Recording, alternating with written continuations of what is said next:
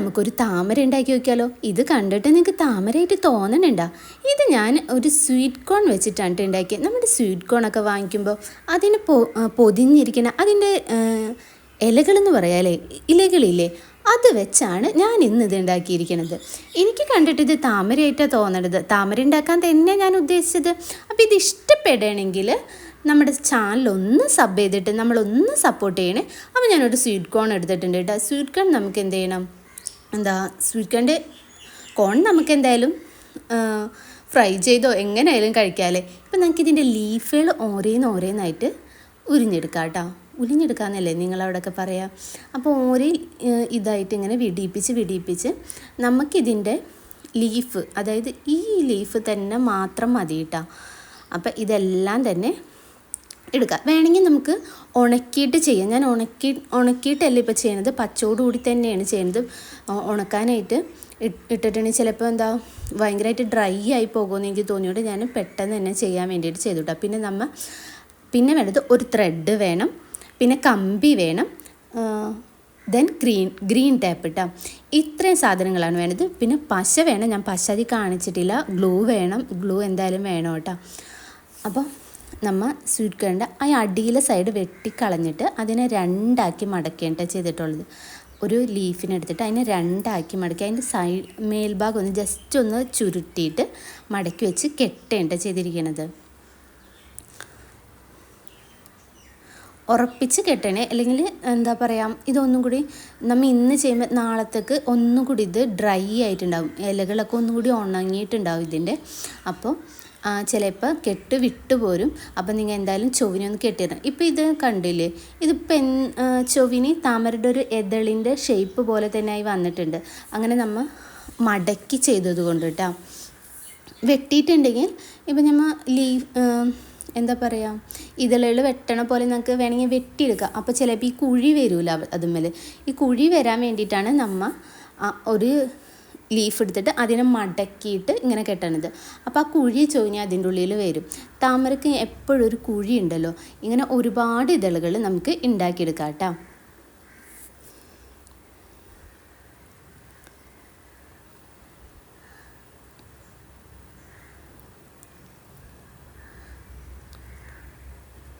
ഒരു 10-25 ഇതളുകളെങ്കിലും നമുക്ക് വേണം. അങ്ങനെയാണെങ്കിൽ നമുക്ക് ഒരു 2 താമരയെങ്കിലും ഉണ്ടാക്കാൻ പറ്റും. എപ്പോഴും അടി സൈഡ് കട്ട് ചെയ്യുക. അടി സൈഡ് എപ്പോഴും ചുരുണ്ടായിരിക്കുന്നത്. ആ ചുരുളിച്ച നമ്മൾ ഒന്ന് മാറ്റിയെടുക്കണം കേട്ടോ. ചുരുളിച്ച കട്ട് ചെയ്ത് കളഞ്ഞിട്ട് വേണം മടക്കാനായിട്ട്.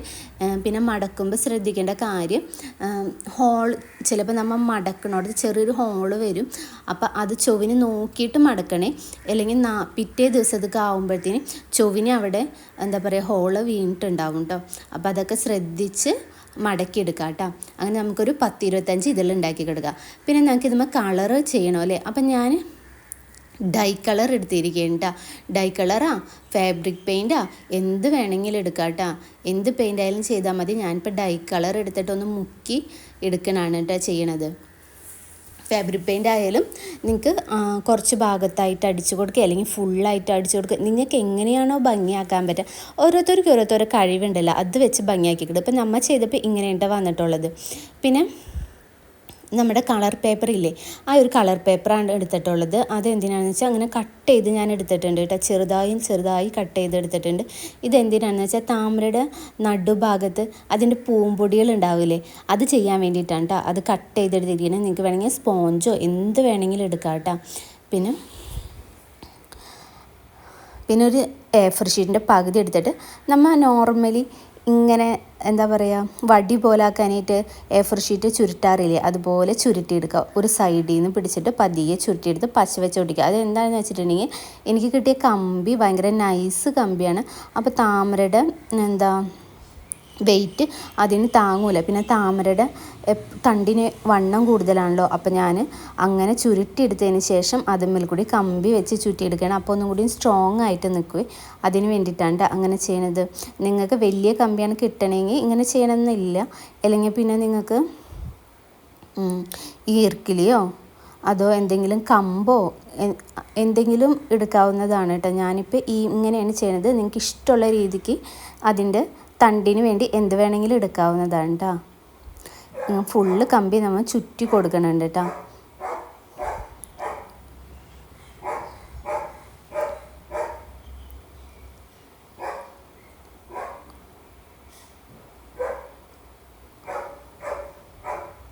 കണ്ടോ ഫൈനലി ഇങ്ങനെയായിട്ടാണ് വന്നിട്ടുള്ളത്. പിന്നെ ഞാൻ ഇത്തിരി പെയിൻറ്റ് എടുക്കുന്നുണ്ട്. പെയിൻറ്റ് എന്തിനാണെന്ന് വെച്ചിട്ടുണ്ടെങ്കിൽ ഒരു പഞ്ഞി വെച്ച് നമ്മൾ അതിൻ്റെ മേൽഭാഗം ഒന്ന് ജസ്റ്റ് കെട്ടി കൊടുക്കുന്നുണ്ട് കേട്ടോ. കെട്ടി കൊടുത്തിട്ടുണ്ട്. ഞാൻ അതിൻ്റെ വീഡിയോ എനിക്ക് കിട്ടിയില്ല, അതുകൊണ്ടാണ് ഇടാതിരുന്നത്. പഞ്ഞി വെച്ചിട്ട് അതിൽ പൊതിഞ്ഞ് അതുമേൽ വെച്ച് നമ്മൾ കെട്ടി കൊടുക്കുന്നുണ്ട്. അതുമേലൊന്ന് പെയിൻറ്റ് ചെയ്ത് കൊടുക്കാം കേട്ടോ. നിങ്ങൾക്ക് വേണമെങ്കിൽ ഓറഞ്ചോ കളറായാലും കൊടുക്കാം. എപ്പോഴും യെല്ലോ കളറായിരുന്നു നമ്മൾ അതിൻ്റെ നടുക്ക് കണ്ടിട്ടുള്ളത്, അതുകൊണ്ടാണ് ഞാൻ യെല്ലോ കളറ് ചെയ്ത് കൊടുക്കുന്നത്. നിങ്ങൾക്ക് ഇത് ഫാബ്രിക് പെയിൻ്റ് ആയാലും കുഴപ്പമില്ല കേട്ടോ. എന്ത് പെയിൻറ്റ് വേണമെങ്കിലും നിങ്ങൾക്ക് ചെയ്യാവുന്നതാണ് കേട്ടോ.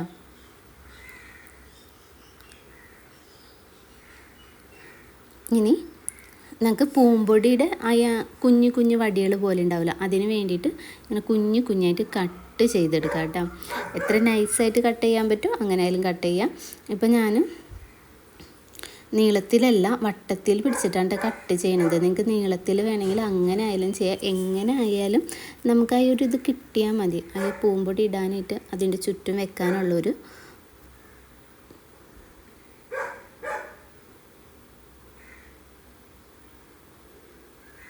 കണ്ടോ ഫൈനലി ഇങ്ങനെ കിട്ടിയിട്ടുണ്ട് കേട്ടോ.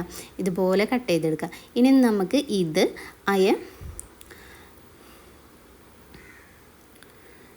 ഇതുമേലിങ്ങനെ വെച്ച് വട്ടത്തിൽ കെട്ടിക്കൊടുക്കാം കേട്ടോ. കെട്ടിയാൽ മതി. നമ്മൾ ഇത് ഗ്ലൂ വെച്ച് ഒട്ടിക്കാൻ നോക്കിയിട്ടുണ്ടെങ്കിൽ ചിലപ്പോൾ ഇരിക്കൂല കേട്ടോ. അപ്പോൾ ഒന്ന് കെട്ടിക്കൊടുക്കണമായിരിക്കും നല്ലത്.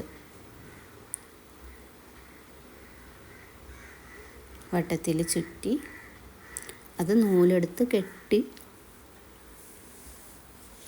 ഉറപ്പിക്കാം കേട്ടോ.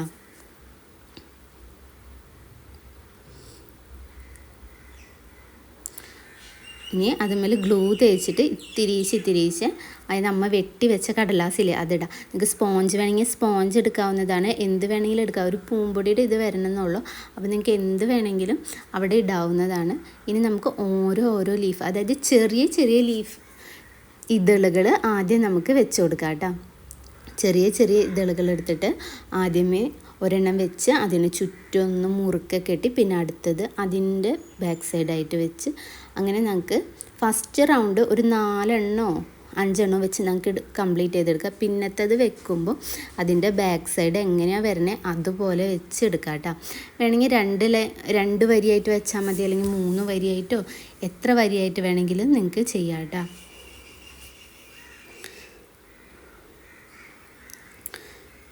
നിങ്ങൾക്ക് ഇഷ്ടപ്പെടുമെങ്കിൽ നമ്മുടെ ചാനലൊന്ന് സബ് ചെയ്ത് നമ്മളൊന്ന് സപ്പോർട്ട് ചെയ്യണേ. നമ്മൾ ഓരോ വീഡിയോസ് എടുക്കുന്നതും ഒരുപാട് സ്ട്രഗിൾ ചെയ്തിട്ടാണ്. അപ്പം നിങ്ങളുടെ ഹെൽപ്പ് വേണം. നിങ്ങൾക്ക് ഇഷ്ടപ്പെടുകയാണെങ്കിൽ എന്തായാലും നമ്മുടെ ചാനലൊന്ന് സപ്പോർട്ട് ചെയ്ത് നമ്മളെ കൂടെ ഒന്ന് നിൽക്കണേ. ഓരോ വരിയായിട്ട് നമുക്കിങ്ങനെ വെച്ച് കെട്ടി കൊടുത്ത് കംപ്ലീറ്റ് ചെയ്തെടുക്കണം കേട്ടോ. ഏറ്റവും ചെറുതിന്ന് തുടങ്ങി വലുതിലോട്ട് വെച്ച് പോകണം കേട്ടോ. കുറച്ച് പൊങ്ങി എന്നാലും അതിന് ആ ഒരു ഫിനിഷിങ് കിട്ടുള്ളൂ. നല്ല ഭംഗിക്ക് ആ താമരയുടെ ഇതുപോലെ തന്നെ വരുള്ളൂ.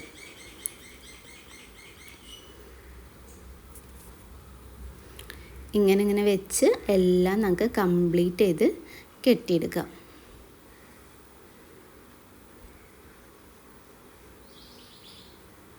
ഇടയ്ക്കിടയ്ക്ക് ഒരു കെട്ട് കൊടുക്കണം. ചുറ്റിയാൽ മാത്രം പോരാ, ഇടയ്ക്കൊരു കെട്ട് കൊടുക്കണം കേട്ടോ. കെട്ടിട്ട് കൊടുത്തില്ലെങ്കിൽ കുറച്ച് കഴിയുമ്പോൾ അത് തനിയെ ഇങ്ങോട്ട് അഴുകി പോരും. അപ്പോൾ അഴിഞ്ഞു പോരാതിരിക്കാൻ ഇടയ്ക്കൊരു ഇട്ട് കൊടുത്തിട്ട് വേണം ചുറ്റി പോകാനായിട്ട്. ഞാൻ ഇടയ്ക്കിടയ്ക്ക് കെട്ട് ഇടണുണ്ട്. ചിലപ്പോൾ നിങ്ങൾക്ക് വീഡിയോ കാണുമ്പോൾ കാണുന്നുണ്ടാവില്ല, പക്ഷേ ഞാൻ കെട്ട് ഇടണുണ്ട് ഇടയ്ക്ക്, അല്ലെങ്കിൽ അത് അഴിഞ്ഞു പോരും. നമ്മൾ എത്ര ഉറപ്പിച്ച് വലിച്ചു മുറുക്കി എന്ന് പറഞ്ഞിട്ടും കാര്യമില്ല. ഇത് നാളത്തെ ദിവസത്തേക്കാകുമ്പോൾ ഒന്നുകൂടി എന്താ പറയുക ഉണങ്ങും.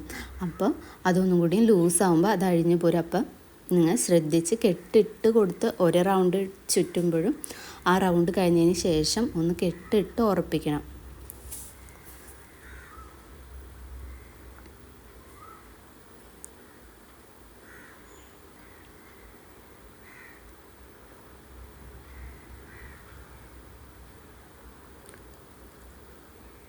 നമുക്ക് ഒരുപാട് തരത്തിൽ ഇതുപോലെ ഫ്ലവേഴ്സ് ഉണ്ടാക്കാൻ പറ്റും അല്ലേ. ഇപ്പം ഞാൻ സ്വീറ്റ് കോൺ കണ്ടപ്പോൾ ഞാൻ വിചാരിച്ചു എന്തായാലും ഇതിൻ്റെ തൊലി നമുക്ക് കളയേണ്ടതല്ലേ അല്ലേ.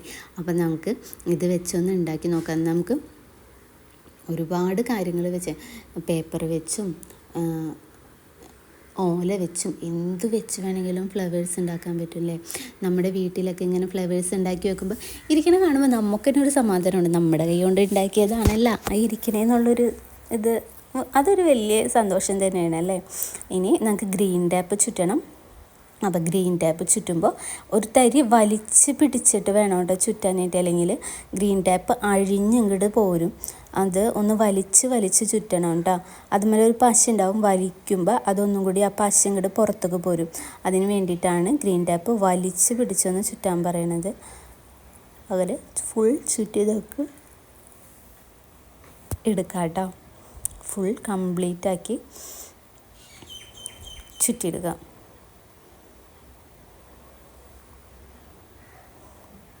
കണ്ടോ, അവിടെ കനം കുറവായിരുന്നത് കൊണ്ട് കമ്പി അങ്ങനെ കിടക്കണ കണ്ട. ഫൈനലി നമ്മുടെ ലുക്ക് ഇങ്ങനെ ഉണ്ട് വന്നിട്ടുള്ളത്. ഇപ്പോൾ ഇത് ഉണ്ടാക്കിയത് നിങ്ങൾക്ക് ഇഷ്ടപ്പെടുകയാണെങ്കിൽ നമ്മൾ എന്തായാലും ഒന്ന് സപ്പോർട്ട് ചെയ്ത് നമ്മളെ ചാനലൊന്ന് സബ് ചെയ്ത് ഒരു ലൈക്കെങ്കിലും തരണേ.